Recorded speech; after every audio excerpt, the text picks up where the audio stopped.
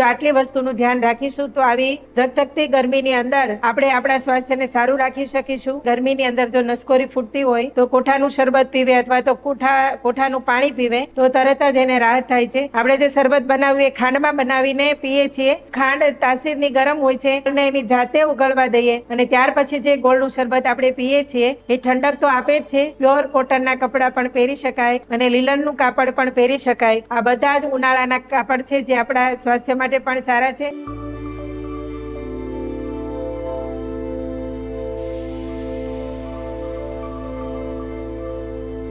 અત્યારે જે ઋતુ ચાલી રહી છે ઉનાળાની ઋતુ છે, ફૂલ ગરમી ચાલી રહી છે। આ સમયની અંદર કોઈને પણ આટલી બધી ગરમી સહન કરવાની પોતાના શરીરની તાકાત નથી। ત્યારે સૌથી પહેલી એમને જે તકલીફ થાય છે ને એ છે લૂ લાગવી અને ત્યાર પછી નસકોરી ફૂટવી, માથાનો દુખાવો અને ઘણા બધા લોકોને પાણી પીવાની ટેવ નથી। અત્યારે જે સૂર્યનો કાળ છે એ છે આદાન કાળ અને આદાન કાળ એનો મતલબ એવો કે શોષી લેવું।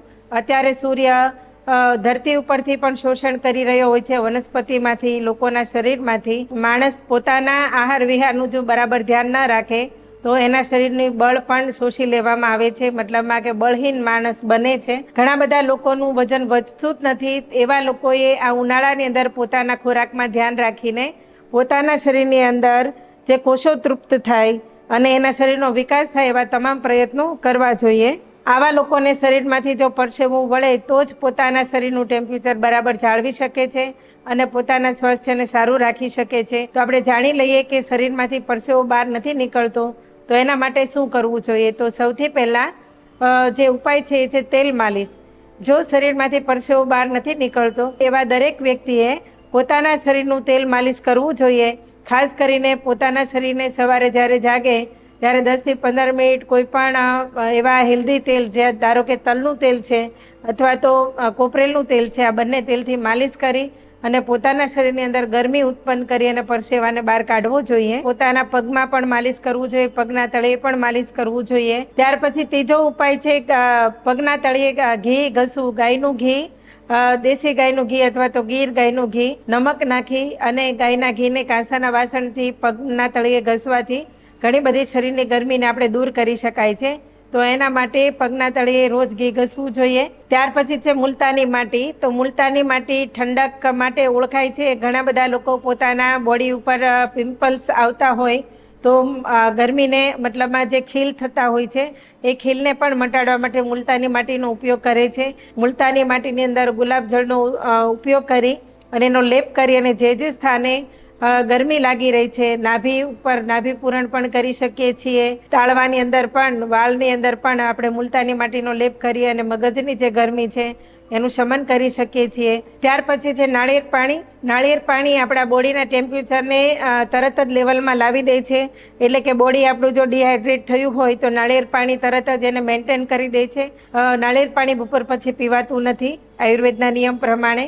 તો સવારથી લઈને બપોર સુધીમાં આપણે નાળિયેર પાણી એક પી લેવું જોઈએ, જેના કારણે આપણને નાળિયેર પાણીના પણ ફાયદા મળે છે। ત્યાર પછી છે કોઠાનું શરબત। તો કોઠું આપણા સ્વાસ્થ્ય માટે ખૂબ જ ઠંડુ છે। કોઠું આપણા શરીરના બોડી ટેમ્પરેચરને જાળવી રાખે છે અને આમ છતાં પણ બીજો એનો ઉપયોગ એ છે કે એનાથી આપણું પાચન તંત્ર પણ સારું થાય છે અને ઘણા બધા લોકોને ગરમીની અંદર જો નસકોરી ફૂટતી હોય તો કોઠાનું શરબત પીવે અથવા તો કોઠાનું પાણી પીવે તો તરત જ એને રાહત થાય છે।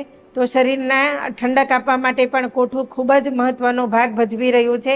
ત્યાર પછી છે તરબૂચ। અત્યારે જે ઉનાળાની અંદર ગરમીની સિઝનમાં સૌથી શ્રેષ્ઠ ફળ ગણવામાં આવે તો તે તરબૂચ છે, કેમ કે એની અંદર 92% પાણી હોય છે અને એની અંદર ઘણા બધા એવા પોષક તત્વો છે જે આપણા સ્વાસ્થ્ય માટે સારા છે।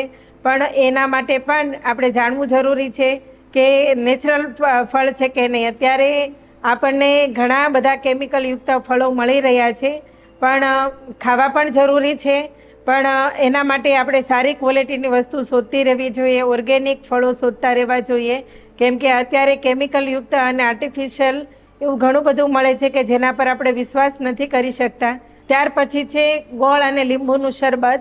લીંબુનું શરબત તો આપણે પીતા જ હોઈએ છીએ, પણ અત્યાર સુધી આપણે જે શરબત બનાવ્યું એ ખાંડમાં બનાવીને પીએ છીએ। તો ખાંડ તાસીરની ગરમ હોય છે અને એની અંદર ઘણા બધા કેમિકલ આવેલા હોય છે, પણ ગોળનું શરબત પનાગમ તરીકે ઓળખવામાં આવે છે. ગોળને જો એની જાતે ગળવા દો તો એ પાણી એકદમ ઠંડુ છે. ગોળ પાણીમાં નાખીને તમારી રીતે ઉગાડો છો તો એ પાણી ઠંડુ નથી ગણાતું, ગરમ પ્રકૃતિનું ગણાય છે. માટે ગોળનું શરબત પણ જ્યારે બનાવીએ ત્યારે પાણીમાં ગોળ મૂકી અને થોડી વાર માટે રહેવા દઈએ, ગોળને એની જાતે ઉગળવા દઈએ અને ત્યાર પછી જે ગોળનું શરબત આપણે પીએ છીએ એ ઠંડક તો આપે જ છે. એની અંદર આયરન, મેગ્નેશિયમ, પોટેશિયમ અને ઘણા બધા મિનરલ છે. અને સાથે સાથે રામનવમીના દિવસે જ ગોળના પાણીને પીવાની શરૂઆત થાય છે, કેમ કે એક પ્રેરણાદાયક ઔષધિ છે. તો એને રામનવમીના દિવસથી ચૈત્ર મહિનો શરૂ થાય છે, એટલે કે ગરમીનો સમય શરૂ થાય છે અને એ જ દિવસથી લોકો ગોળનું પાણી પીવાની શરૂઆત કરે છે.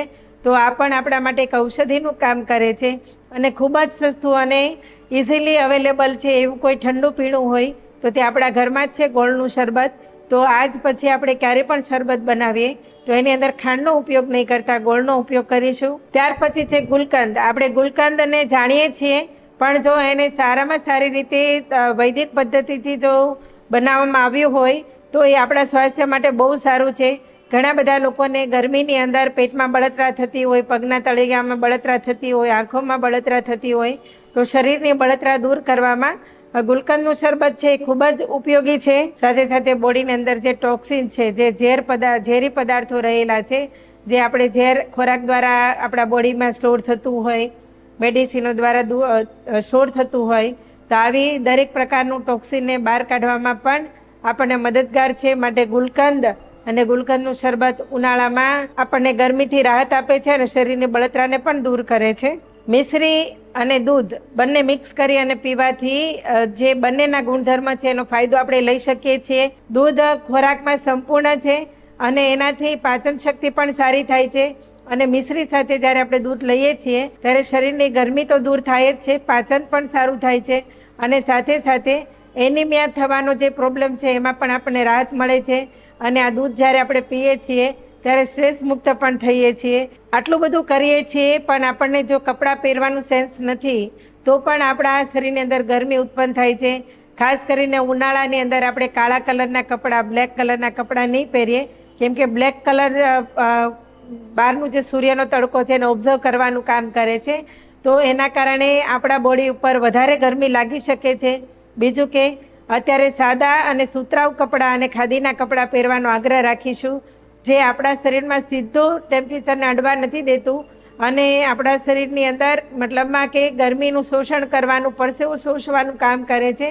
તો અત્યારે આપણે બીજા કોઈ પણ સિન્થેટિક કપડાં નહીં પહેરીએ, આર્ટિફિશિયલ કપડાં નહીં પહેરીએ, પણ સુતરાઉ કપડાં પહેરીશું તો સ્વાસ્થ્ય માટે પણ સારું છે અને આપણને ગમે પણ છે, કેમ કે એ આપણા શરીરમાં હળવાશ ઉત્પન્ન કરે છે. પ્યોર કોટનના કપડાં પણ પહેરી શકાય અને લીલનનું કાપડ પણ પહેરી શકાય. આ બધા જ ઉનાળાના કાપડ છે જે આપણા સ્વાસ્થ્ય માટે પણ સારા છે અને આપણને પહેરવા પણ ગમે છે. અને સાથે સાથે આપણે ખોરાકમાં પણ ધ્યાન રાખીશું, કેમ કે ઘણા બધા પ્રકૃતિના એવા ગરમ ખોરાક છે જે આપણે ઉનાળામાં પણ છોડતા નથી. ધારો કે લસણ છે, પછી ખાટા પદાર્થો છે અને ખાટા ફળો છે, ખાટી કેરી છે. કાચી કેરી અત્યારે ખાવાની હોતી નથી, કાચી કેરીની સિઝન જતી રહી. હવે જે ખાવાની હોય છે એ પાકી કેરી જ ખાવી જોઈએ, કેમ કે ગરમીની અંદર વધારે પડતી જ્યારે ગરમી આવે છે ત્યારે કાચી કેરીને છોડી અને પાકી કેરી ખાવી જોઈએ, કેમ કે કાચી કેરી પણ ઘણી બધી ખાટી હોય છે. સાથે સાથે આપણા રસોડાની અંદર જે આપણે ઉપયોગ કરી રહ્યા છીએ, ખાસ કરીને લસણ, તો ત્યારે વધારે પડતું લસણ ના ખાઈએ, કેમ કે લસણ પણ પ્રકૃતિનું ગરમ છે. આદુનો ઉપયોગ આપણે વધારે કરતા હોઈએ તો અત્યારે આદુનો ઉપયોગ નથી કરવાનો. દહીં પણ તાસીરનું ગરમ છે તો દહીં પણ ના ખાઈએ. ગોળ તાસીરનો ગરમ છે તો એ પણ ના ખાઈએ. ગોળ ગરમ છે પણ ગોળનું પાણી ઠંડુ છે, તો ગોળના પાણીનું શરબત કરીને પી શકાય, પણ ગોળ ખાવું ન જોઈએ. ત્યાર પછી છે લાલ મરચાં, તો એ પણ એસિડિક છે. લાલ મરચાં એસિડિક છે, શરીરમાં ગરમી ઉત્પન્ન કરે છે. અને મરી, તજ, લવિંગ આવા જે ગરમ પદાર્થો છે, સ્વાસ્થ્યને અનુકૂળ આપણે આપણા ખોરાક, સ્વાસ્થ્યને અનુકૂળ મરી મસાલા અને સ્વાસ્થ્યને અનુકૂળ આપણી રસોઈ બનાવવી જોઈએ.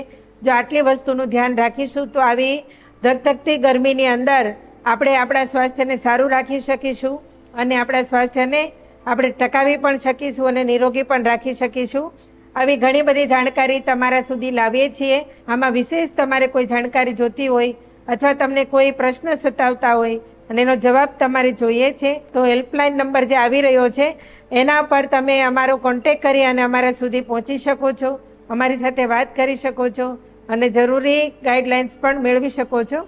ધન્યવાદ.